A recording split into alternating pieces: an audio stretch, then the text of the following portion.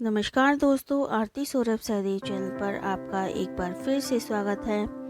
तो आज हम फिर से लेकर आए हैं आपके लिए एक नई कहानी। तो आज की कहानी है हमारी चालाक मुर्गे और गीदड़ की कहानी। तो चलिए दोस्तों, कहानी को हम शुरू करते हैं। एक गांव में एक मुर्गा रहता था। वह रोज सुबह बांग देकर गांव वालों को जगाया करता था। एक दिन एक गीदड़ कहीं से घूमता हुआ गांव में आ गया। जब उसने मुर्गे को देखा तो उसकी लार टपकने लगी। वह सोचने लगा, वाह क्या शानदार मुर्गा है, अगर इसका मांस खाया जाए तो मजा आ जाए। वह तरकीब सोचने लगा कि ताकि किसी तरह मुर्गे को दबोच कर पेट पूजा कर सके। उसने मुर्गे को बहला फुसला कर अपने काबू में करने का निश्चय किया और उसके पास पहुंचकर बोला, मित्र, मैं तुम्हारी आवाज़ सुनकर तुम्हारे पास आया हूँ। तुम्हारी आवाज़ बहुत ही सुरीली है, कानों में मिश्री घुल जाती है, मन करता है दिन भर सुनता रहूं। क्या तुम एक बार मुझे अपनी सुरीली आवाज़ सुनाओगे? मुर्गे की कभी किसी ने इतनी प्रशंसा नहीं की। वह गीदड़ की बात सुनकर मुर्गा खुशी से फूला नहीं समाया और उसे अपनी आवाज़ सुनाने के लिए जोर जोर से कुकड़ू कू करने लगा। गीदड़ इसी फिराक में था। उसने देखा कि मुर्गे का ध्यान उसकी ओर नहीं है, इसलिए अवसर पाकर उसे मुर्गे को अपने मुंह से दबा लिया और जंगल की ओर भागने लगा। जब वह जंगल की ओर भाग रहा था, उस समय गांव वालों की दृष्टि उस पर पड़ गई। वे लाठी लेकर उसे मारने के लिए दौड़े। गीदड़ डर के मारे और तेजी से भागने लगा। मुर्गा अब तक उसके मुंह में ही दबा हुआ था। तब तक उसने उसके चंगुल से बचकर निकलने का एक उपाय सोच लिया। वह भागते हुए गीदड़ से बोला, देखो गीदड़ भाई, ये गांव वाले मेरे कारण तुम्हारा पीछा कर रहे हैं। वे तब तुम्हारा पीछा करना छोड़ेंगे जब तुम उनसे कहोगे कि मैं तुम्हारा हूँ, उनका नहीं। ऐसा करो, तुम उन्हें बोल दो। गीदड़ मुर्गे की बातों में आ गया और पलटकर बोलने लगा। अपना मुंह खोल दिया, लेकिन जैसे ही उसने मुंह खोला, मुर्गा उड़ गया और गांव वालों के पास चला गया। इस तरह अपनी चतुराई से उसने अपनी जान बचा ली। भालू पेड़ की छांव में बैठा था। उसने देखा कि पेड़ पर मधुमक्खियों का एक बड़ा सा छत्ता है। छत्ते में ढेर सारा शहद था। भालू के मुंह में पानी आ गया और वो सोचने लगा कि काश मुझे शहद खाने को मिल जाए। उसने कुछ सोचकर रानी मधुमक्खी से बात शुरू की। रानी कैसी हो? मुझे तुमसे कुछ बात करनी है। मधुमक्खी बोली, हाँ कहो, क्या कहना चाहते हो? आपका छत्ता तो बहुत अच्छा है। आपने इसे बड़ी मेहनत से बनाया है। आपकी मेहनत देखकर मुझे बहुत खुशी हुई। रानी मधुमक्खी बोली, हाँ वो तो है, पर तुम क्या चाहते हो? साफ साफ कहो। तो भालू ने कहा, मैंने बैठे बैठे आपके छत्ते को देखा। मुझे लगा उसमें बहुत सा शहद इकट्ठा हो गया है। कहीं ऐसा ना हो कि कोई आपका शहद चुरा ले। इससे तो अच्छा है कि आप किसी दिन जंगल के सभी जानवरों को दावत दे दें। रानी मधुमक्खी भालू के मन की बात समझ गई। उसने कहा, हाँ भालू भाई, मैं आपकी बात समझ गई हूँ। आपका मन शहद खाने को कर रहा है, इसलिए आप बातें बना रहे हैं। यह सुनकर भालू शर्मिंदा हो गया। पर फिर रानी मधुमक्खी ने कहा, भालू भाई, मैं आपको शहद खाने दे सकती हूँ, पर आपको मुझसे एक वादा करना होगा। भालू खुश होकर बोला, हाँ बताओ, मुझे क्या करना होगा? रानी मधुमक्खी बोली, मैं आपको रोज थोड़ा थोड़ा शहद दूंगी, बदले में आपको मेरे छत्ते की रखवाली करनी होगी।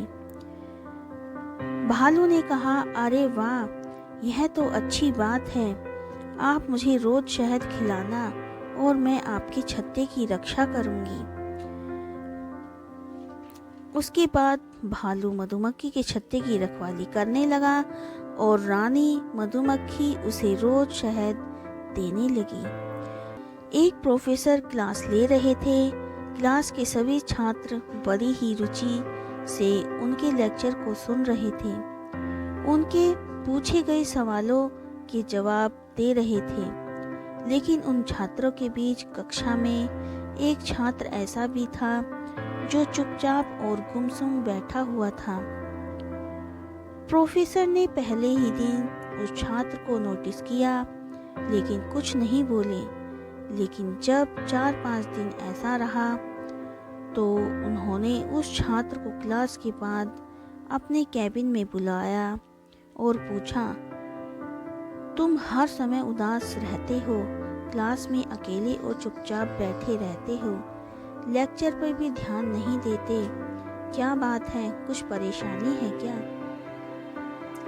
सर, वो कुछ हिचकिचाते हुए बोला, मेरे अतीत में कुछ ऐसा हुआ है जिसकी वजह से मैं परेशान हूँ, समझ नहीं आता क्या करूँ।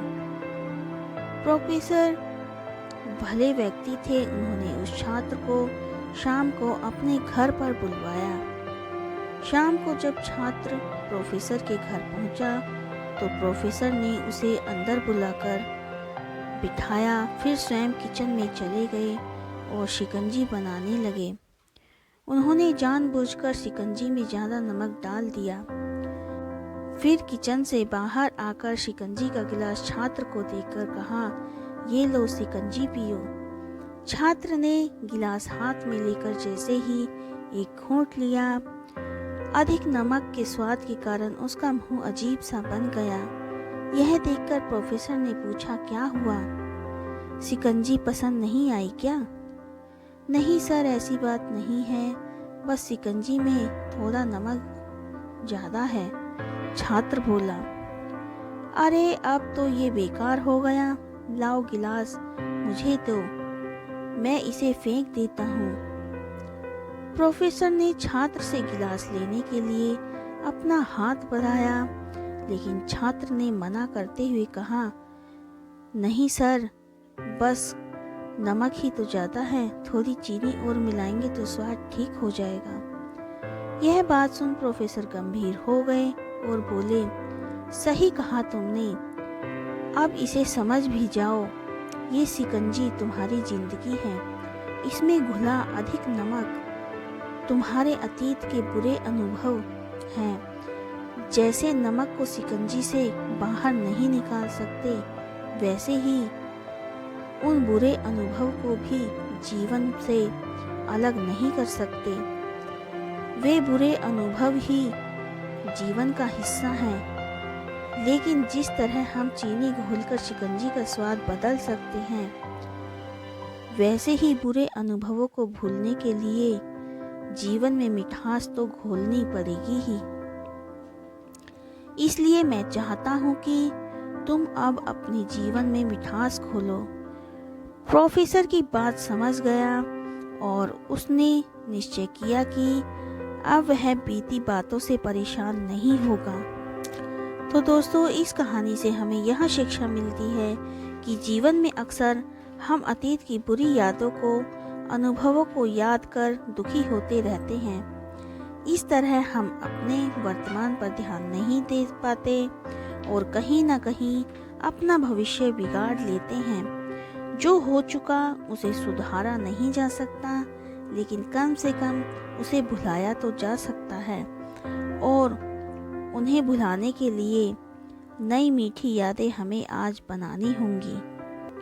किसी वन में एक ऊंचे पेड़ की खो में एक तीतर रहता था। कई वर्षों से वह वहां आनंद पूर्वक जीवन व्यतीत कर रहा था। एक दिन भोजन की खोज में वह अपना खो छोड़कर निकला और एक हरे भरे खेत में पहुंच गया। वहां हरी भरी कोपले देख उसका मन ललचा गया और उसने कुछ दिन उसी खेत में रहने का निर्णय किया। कोपलों से रोज अपना पेट भरने के पश्चात वह वहीं सोने लगा। कुछ ही दिनों में खेत की हरी भरी कोपली खाकर तीतर मोटा ताजा हो गया, किंतु पराया स्थान पराया ही होता है। उसे अपने खो की याद सताने लगी। वापसी का मन बना, वह अपने खो की ओर चल पड़ा। खो पहुंचकर उसने वहां एक खरगोश को वास करते हुए पाया। तीतर की अनुपस्थिति में एक दिन खरगोश उस पेड़ पर आया और खाली खो देखकर वहीं मजे से रहने लगा। अपने खो में खरगोश का कब्जा देख तीतर क्रोधित हो गया। उसे भगाते हुए वह बोला, चोर, तुम मेरी खो में क्या कर रहे हो? मैं कुछ दिन बाहर क्या गया, तुमने इसे अपना निवास बना लिया। अब मैं वापस आ गया हूँ, चलो भागो यहाँ से। किंतु खरगोश टस से मस नहीं हुआ और अकड़ कर बोला, तुम्हारा खो कौन सा? अब यहाँ मैं रहता हूँ, ये मेरा निवास है। इसे छोड़कर जाने के उपरांत तुम इस पर से अपना अधिकार खो चुके हो, इसलिए तुम यहाँ से भागो। तीतर ने कुछ देर विचार किया। उसे खरगोश से विवाद बढ़ाने के कोई औचित्य दिखाई नहीं पड़ा। वह बोला, हमें इस विवाद के निराकरण के लिए किसी मध्यस्थ के पास चलना चाहिए, अन्यथा यह परिणाम के बढ़ता ही चला जाएगा। मध्यस्थ हम दोनों का पक्ष सुनने के पश्चात जो भी निर्णय देगा, हम उसे स्वीकार कर लेंगे। तीतर को भी खरगोश की बात उचित प्रतीत हुई और दोनों मध्यस्थ की खोज में निकल पड़े। जब तीतर और खरगोश के मध्य ये वार्ता चल रही थी, ठीक उसी समय एक जंगली बिल्ली वहां से गुजर रही थी। उसने दोनों की बातें सुन ली और सोचा, क्यों ना स्थिति का लाभ उठाते हुए मैं इन दोनों की मध्यस्थ बन जाऊं। जैसे ही अवसर मिलेगा मैं इन्हें मारकर खा जाऊंगी। वह तुरंत पास बहती एक नदी के किनारे माला बैठकर जपने लगी और सूर्य की ओर मुख और आंखें बंद कर धर्म पाठ करने का दिखावा करने लगी। तीतर और खरगोश मध्यस्थ की खोज करते करते नदी किनारे पहुंचे। धर्म पाठ करती बिल्ली को देख उन्होंने सोचा कि ये अवश्य कोई धर्मगुरु है। न्याय के लिए उन्हें उससे परामर्श लेना उचित प्रतीत होता है।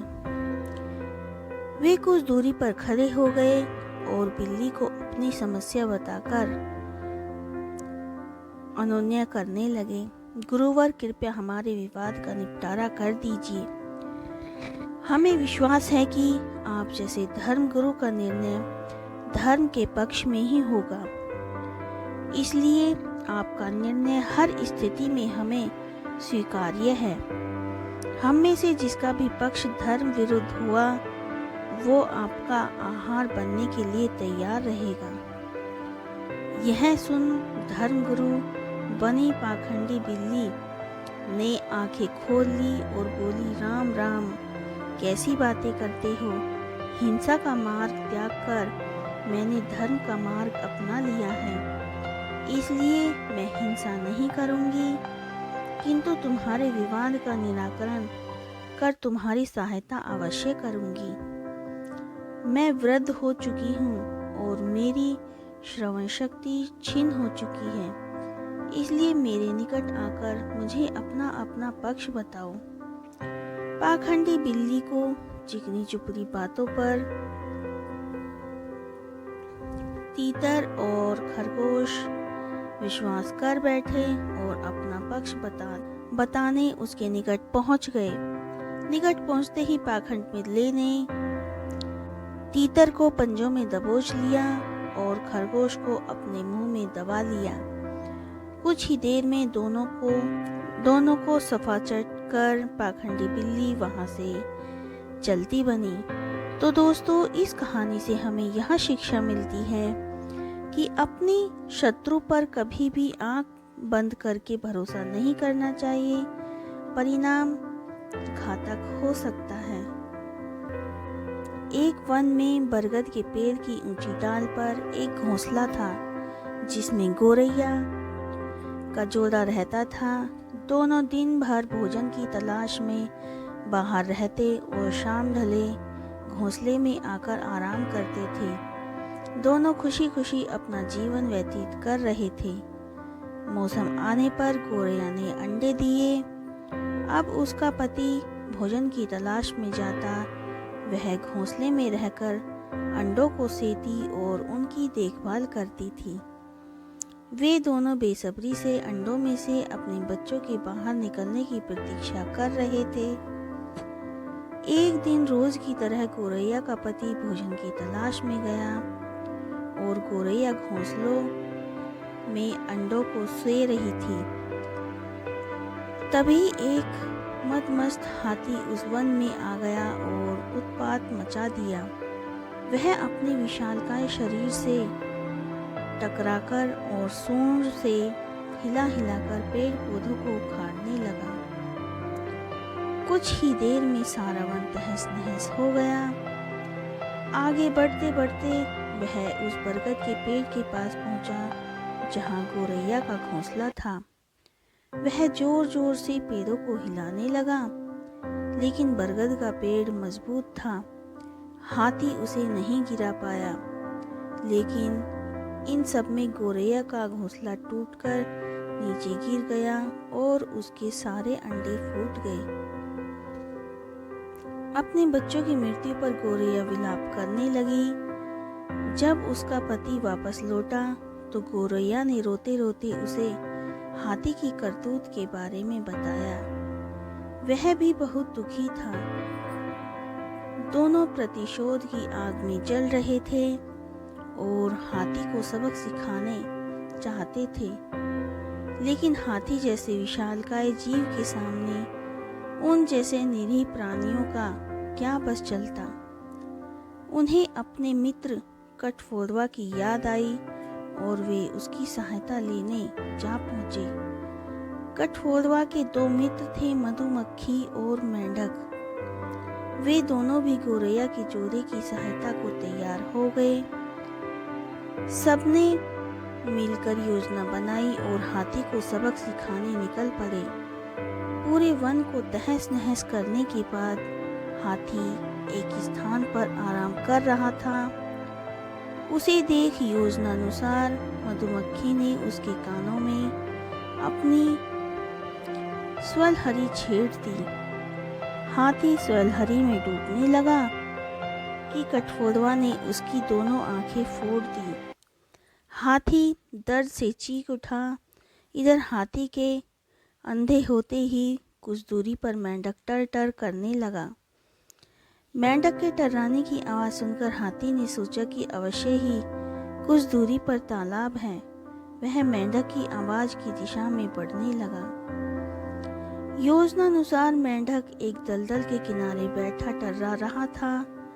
हाथी तालाब समझकर दलदल में जा घुसा और फंस गया। दलदल से निकलने का भरसक प्रयास करने के बाद भी वह सफल न हो सका और उसमें धंसता चला गया।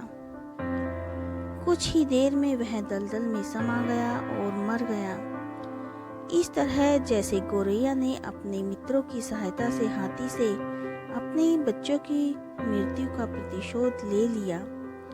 तो दोस्तों, इस कहानी से हमें यह शिक्षा मिलती है कि एकजुटता में बड़ी शक्ति होती है।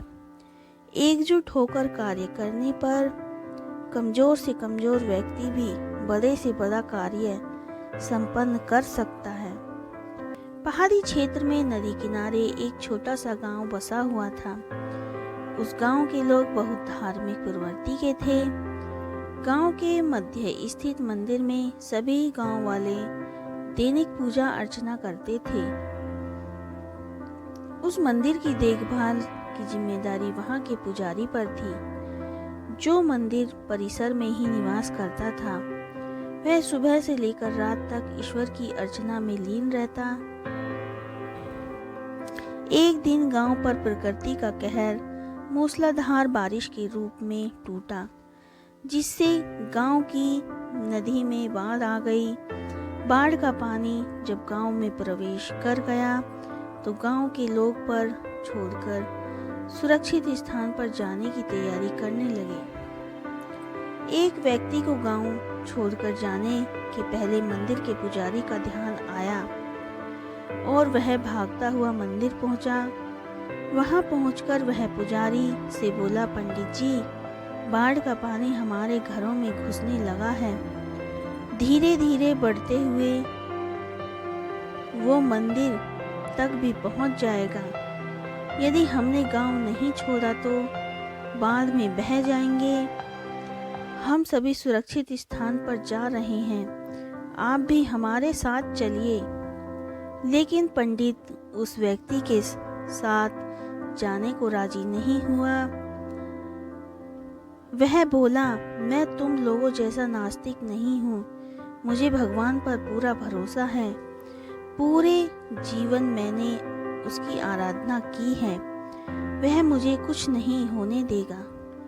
तुम लोगों को जाना है तो जाओ, मैं यहीं रहूंगा।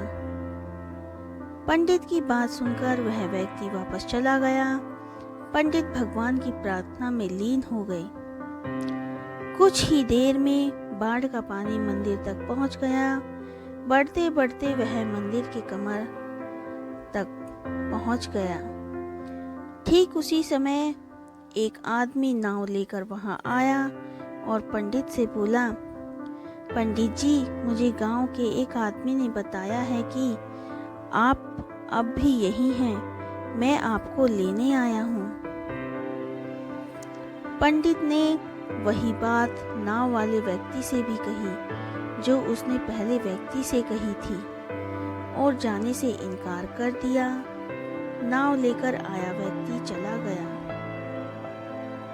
कुछ देर में पानी मंदिर की छत तक पहुंच गया। भगवान को मदद के लिए याद करता हुआ पंडित मंदिर के सबसे ऊंचे शिखर पर जाकर खड़ा हो गया।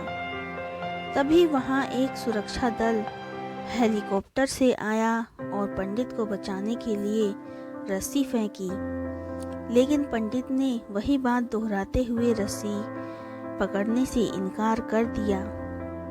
सुरक्षा दल का हेलीकॉप्टर दूसरों को बचाने आगे चला गया। अब बाढ़ का पानी मंदिर के शिखर तक आ गया था। वहां खड़ा होकर डूबने लगा।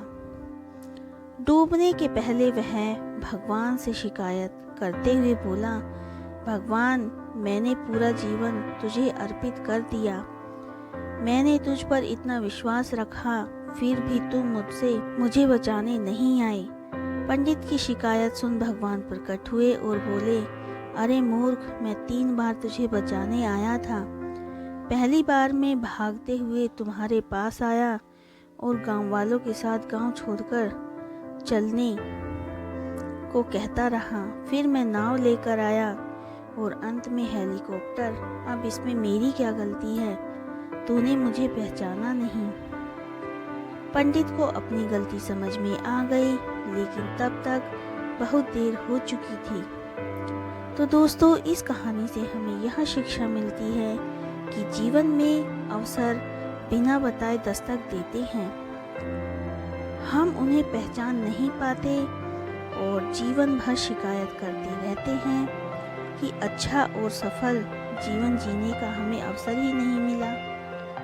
इसलिए अवसर किसी भी रूप में हमारे सामने आए, उसे हमें अपने हाथ से जाने नहीं देना चाहिए। एक नगर में एक कुत्ता अपने साथियों के साथ रहता था। सभी कुत्तों का जीवन प्रेम भाव से रहते हुए सुख शांति से व्यतीत हो रहा था, किंतु एक बार उस नगर में अकाल पड़ गया। खेत खलिहान सूख गए, अन्न जल की कमी हो गई। मनुष्य सहित जीव जंतु भूख प्यास से मरने लगे। इस स्थिति में चित्रांग दूसरे देश चला गया। दूसरे वहां उसे एक धनी स्त्री का घर मिला जो बहुत लापरवाह थी। प्राय उसके घर का दरवाजा खुला रहता था और कुत्ता वहां घुसकर विभिन्न प्रकार के पकवान खाकर आता था। भोजन की उसे वहां कोई समस्या नहीं थी, किंतु जब भी वह भोजन करके उस घर से बाहर निकलता तो गली के अन्य कुत्ते ईर्ष्यावश उस पर हमला कर देते और अपने नुकीले दांतों के वार से उसे घायल कर देते। कुछ दिन तो भोजन के कारण कुत्ता किसी तरह वहां रहा, किंतु अपने ही वंश भाइयों का ईर्ष्यापूर्ण व्यवहार उसे रास नहीं आया। उसने सोचा कि इससे तो मेरा नगर ही अच्छा है, वहां अकाल अवश्य है, किंतु यहाँ की तरह कोई अपने वंश भाई को काट खाने को तो नहीं दौड़ता। मैं तो अपने नगर वापस जा रहा हूँ। वह अपने नगर लौट गया। उसके आने की सूचना मिलते ही उसके भाई बंधु उससे मिलने पहुंच गए। वे सभी विदेश के बारे में जानने को उत्सुक थे।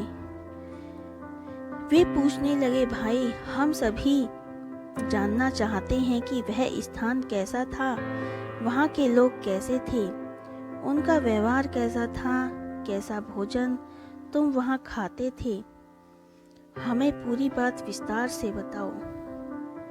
कुत्ता बोला, बंधुओं उस नगर के बारे में तुम्हें क्या बताऊं, वहाँ स्त्रियां बहुत लापरवाह होती हैं, अपने घर के दरवाजे खुले छोड़ देती हैं, जिससे वहां आसानी से भोजन करने का अवसर मिल जाता है, किंतु वहां अपने वंश के लोग ही एक दूसरे के विरोधी हैं। वहां कोई मिलजुल कर नहीं रहता, इसलिए मैं वापस आ गया। तो दोस्तों, इस कहानी से हमें यह शिक्षा मिलती है कि स्थान वही अच्छा जहां लोग मिलजुल कर प्रेम से रहें। एक गांव में एक ब्राह्मण रहता था। वह घर घर जाकर भिक्षा मांगता और भिक्षा में प्राप्त अन्न से अपना जीवन निर्वाह किया करता था। भिक्षा में प्राय उसे गेहूं का आटा मिलता था, जिसमें से वह थोड़ा भाग खाता और शेष एक घड़े में भरकर घड़े की रस्सी को सहायता से एक खुंटी पर टांग दिया करता था। वह खुंटी पर लटके घड़े के नीचे ही अपनी खाट लगाकर सोया करता था। खाट पर लेटे लेटे वह तब तक उस घड़े को देखता रहता जब तक उसे नींद नहीं आ जाती थी। एक रात वह सोते सोते सपना देखने लगा। सपने में उसने देखा कि उसका घड़ा गेहूं के आटे से पूरा भर गया है। वह अकाल का समय है। उस अवसर का लाभ उठाकर उसने अपना गेहूं का आटा अच्छे दाम में बेचकर कुछ धन कमा लिया है। उस धन से उसने 2 बकरियां खरीद ली हैं। धीरे धीरे बकरियों की संख्या बढ़ने लगी और उसके पास बकरियों का झुंड हो गया। बकरियों को बेचकर उसने 2 गाय खरीद ली और गाय का दूध बेचने लगा। दूध बेचकर हुए लाभ से उसने एक भैंस खरीद ली। फिर कुछ घोड़े, उसने घोड़ों का व्यवसाय प्रारंभ कर दिया। जो दिन दूनी रात चौगुनी तरक्की कर रहा है, उसके पास धन धान्य की उसे कोई कमी नहीं रह गई है। वह एक आलीशान कोठी का मालिक है और गांव का एक धनवान सेठ बन गया है। गांव के लोग उसका बहुत सम्मान करते हैं और हर कोई उससे अपनी रूपवती कन्या का विवाह करने के लिए तैयार हैं। एक रूपवती ब्राह्मण कन्या देखकर उसने विवाह कर लिया और सुखी जीवन व्यतीत कर रहा है। विवाह उपरांत उसे पुत्र रत्न की प्राप्ति हुई, जिसका नाम उसे सोम शर्मा रखा। सोम शर्मा एक चंचल बालक है। उसकी बाल सुलभ क्रीड़ाएं देखकर बनती हैं। एक दिन वह गुड़साल की दीवार पर बैठा अपने पुत्र सोम शर्मा की बाल क्रीड़ा देख रहा है। तभी सोम शर्मा अपनी माँ की गोद से उतरकर उसकी ओर आने लगा है। यह देखकर वह क्रोध में आ गया और अपनी पत्नी पर चिल्ला रहा है, अपने बच्चे को संभाल। किंतु घरेलू कार्य में व्यस्त होने के कारण उसकी पत्नी उसकी बातों पर ध्यान नहीं दे रही। यह देखकर क्रोधवश वह उसे पैर से मार रहा है। सपने में ही ब्राह्मण अपना पैर चलाने लगा। ज्यों ही उसने अपना पैर ऊपर उठाया, वह खूंटी में बंधे घड़े में जाकर लगा और घड़ा फूट गया। घड़ा चकनाचूर हो गया और गेहूं का आटा जमीन में बिखर गया। ब्राह्मण ने सपने में जो हवाई किले बनाए थे वो भी टूटकर बिखर गए। तो दोस्तों, इस कहानी से हमें यह शिक्षा मिलती है कि सेकशिल्ली के समान हवाई किले मत बनाओ। एक पर्वतीय प्रदेश में एक वृद्ध सांप रहता था। उसका नाम मंदविष था। वृद्धावस्था के कारण उसके लिए अपने आहार की व्यवस्था करना कठिन होता जा रहा था। अतः वह बिना परिश्रम के किसी तरह भोजन जुटाने का उपाय सोचा करता था। एक दिन उसे एक उपाय सूझ गया। बिना समय गंवाए वह मेंढकों से भरे एक तालाब के किनारे पहुंचा और कुंडली मारकर यूं बैठ गया, मानो ध्यान में लीन हो। जब एक मेंढक ने उसे इस तरह देखा तो उसे बहुत आश्चर्य हुआ। उसने उससे पूछा, क्या बात है सांप मामा, आज इस घड़ी आप यहाँ कुंडली मारकर बैठे हो? भोजन की व्यवस्था नहीं करनी है क्या? आज क्या आपका उपवास है? मंदविष ने मधुर वाणी में उत्तर दिया, अरे बेटा, आज प्रातः जो घटना मेरे साथ घटित हुई उसने मेरी भूख हर ली है। ऐसा क्या हुआ मामा? मेंढक ने जिज्ञासावश पूछा। बेटा, प्रातः मैं एक नदी किनारे भोजन की तलाश में घूम रहा था। वहां मुझे एक मेंढक दिखाई पड़ा। मैंने सोचा आज की भोजन की व्यवस्था हो गई और उसे पकड़ने बढ़ा। पास ही एक ब्राह्मण और उसका पुत्र ध्यान में लीन थे। जैसे ही मैंने मेंढक पर हमला किया, वह उछलकर दूर चला गया और ब्राह्मण का पुत्र मेरे दंश का शिकार बन गया। वह वहीं तड़प कर मर गया।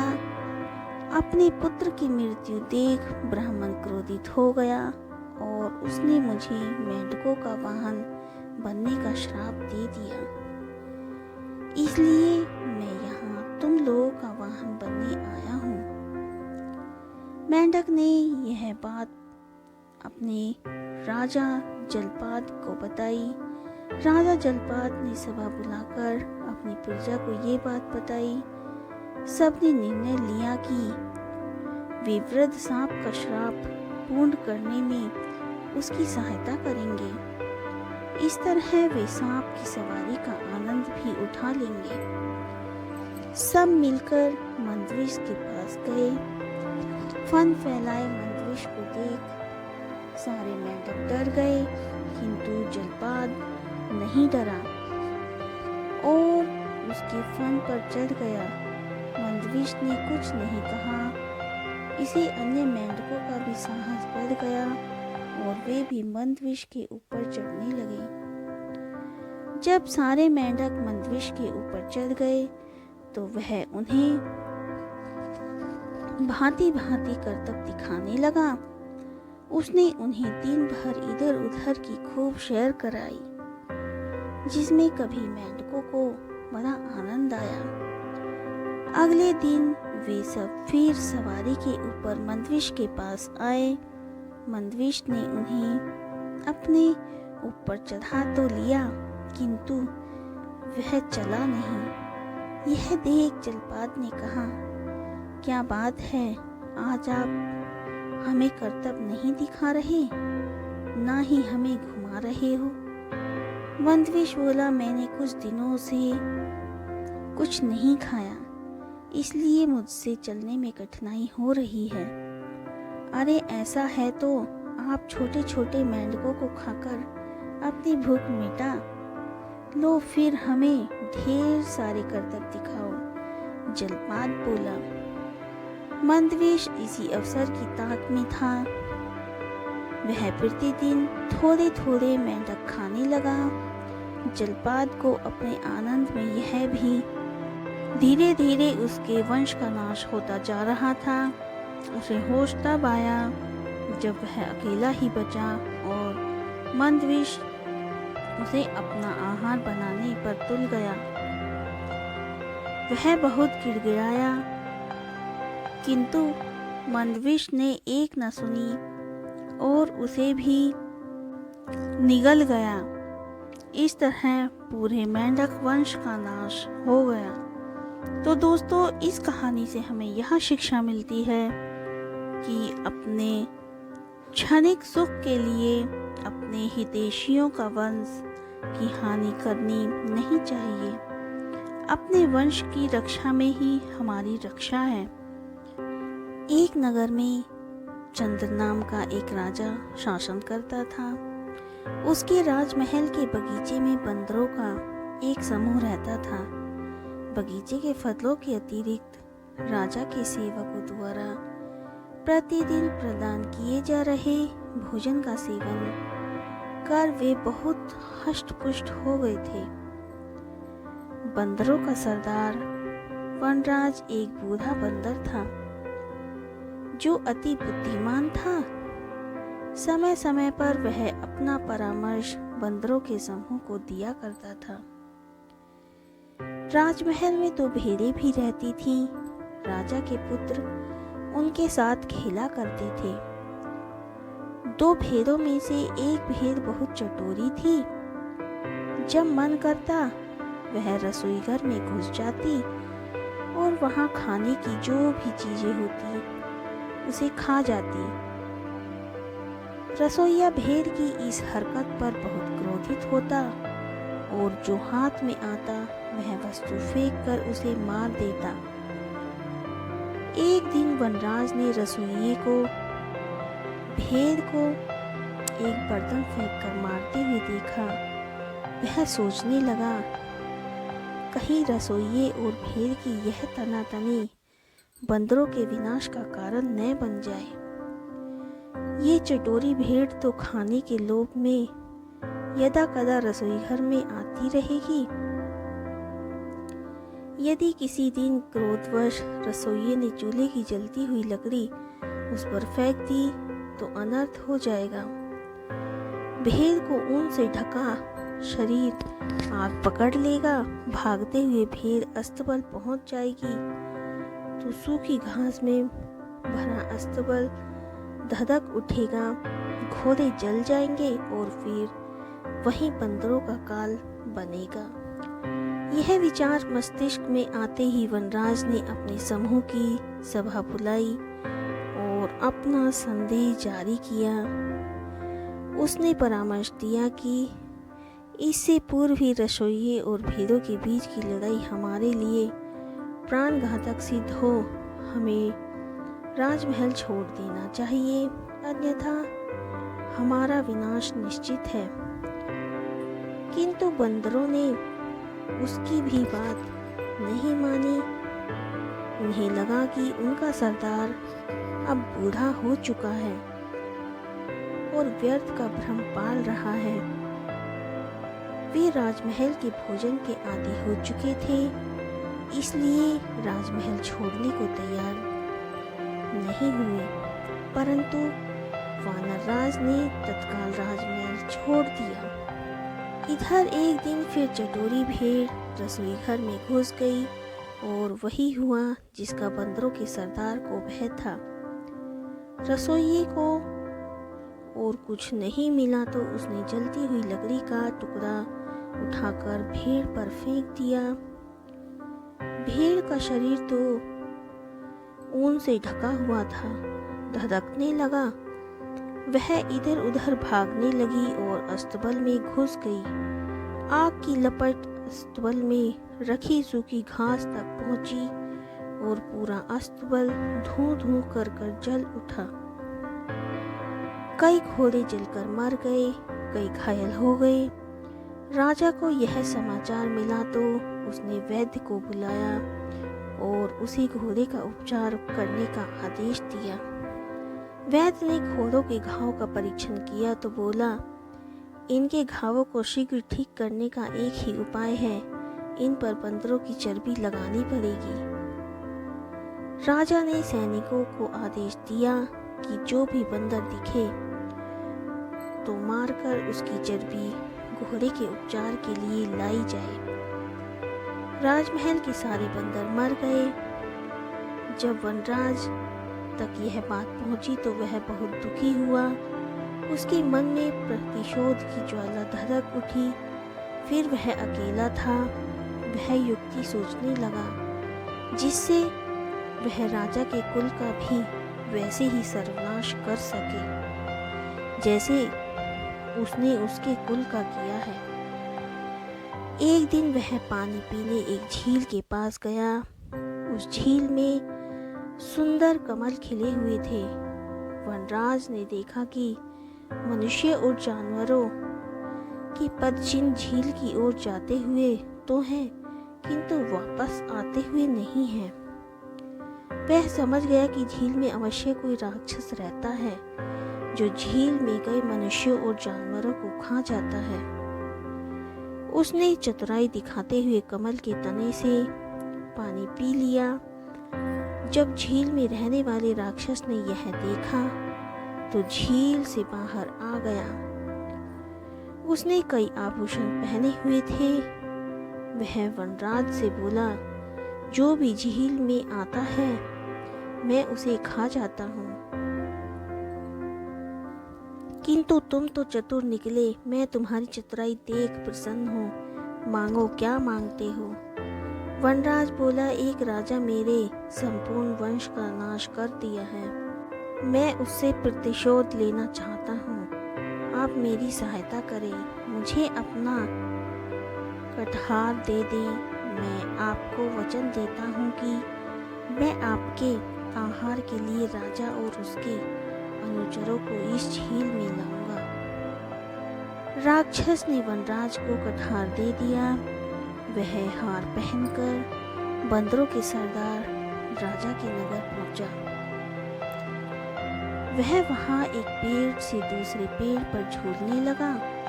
जिसकी भी दृष्टि उस पर पड़ती वह कटहार देखकर दंग रह जाता। राजा के सैनिकों की दृष्टि भी उस पर पड़ी और वे उसे पकड़कर राजा के समक्ष ले गए।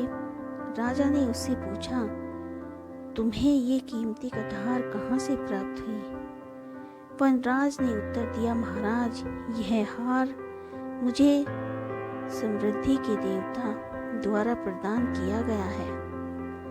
वह जंगल के बीचों बीच एक स्थित झील में निवास करते हैं। जब सूर्य आधा उदय होता है उस समय जो व्यक्ति उस झील में डुबकी लगा ले तो उसे समृद्धि के देवता का आशीर्वाद और कटहार प्राप्त होता है। राजा उसकी बातों में आ गया। वह अपनी पत्नी और पूरी परिवार सहित उस झील में डुबकी लगाने के लिए तैयार हो गया। वनराज ने कहा, कल सुबह की मंगल बेला में पधारिए। लोभ में अंधा हो चुका राजा अगली सुबह अपनी पत्नी, पुत्र, परिवारजनों, मंत्रियों और सेवकों सहित झील पहुंचा। वनराज भी उनके साथ था। वह बोला, महाराज, सबको अलग अलग स्थान से झील में उतरना होगा। सबके जाने के बाद आप अंत में झील में उतरिएगा। राजा की पत्नी, पुत्र, परिवारजन, मंत्री, सेवक सभी अलग अलग स्थानों से झील में उतर गए और राक्षस द्वारा खा लिए गए। बहुत देर तक जब कोई बाहर नहीं आया तो राजा ने चिंतित होकर पूछा, हे वनराज, मेरी पत्नी, पुत्र, परिवारजन, मंत्री और सेवक बाहर क्यों नहीं आ रहे? तब वनराज एक पेड़ के ऊपर चढ़ गया और राजा से बोला, अरे दुष्ट, तुम्हारा समस्त परिवार, मंत्री, सेवक, राक्षस द्वारा खा लिए गए हैं। तुमने मेरे परिवार को मौत के घाट उतारा था, आज मैंने उसका प्रतिशोध ले लिया है। तो दोस्तों, इस कहानी से हमें यह शिक्षा मिलती है कि बुरा करोगे तो बुरा ही फल पाओगे। तो दोस्तों, आज की कहानी हमारी यहीं पर समाप्त होती है। आज की कहानी आपको हमारी कैसी लगी हमें कमेंट करके ज़रूर बताएं। अगर आपको हमारी कहानी पसंद आई हो तो उसे ज़्यादा से ज़्यादा लाइक और शेयर करें और हमारे चैनल से इसी तरह से जुड़े रहें और हमारे चैनल को सब्सक्राइब करना ना भूलें।